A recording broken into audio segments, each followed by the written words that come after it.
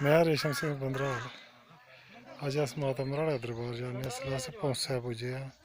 अज corona के मुताबक corona नहीं लग्गा ओह्दे मुताबक अस इक बकरा सुग्गेआ बरमीन ग्रांऽ च ते एह् बकरा लेइयै अस मराड़ा माता जा करने आं। तमाम लोग जेह्ड़े साढ़े साथी न अस बरमीन ग्रांऽ दा आए बकरा लेइयै ते बकरा लेइयै असें मराड़ा माता दे दरबार जाना। माता दे मत्था टेकना ते साढ़े ग्रांऽ दे बिच कोई करोना दा नुकसान नहीं होया नहीं होऐ।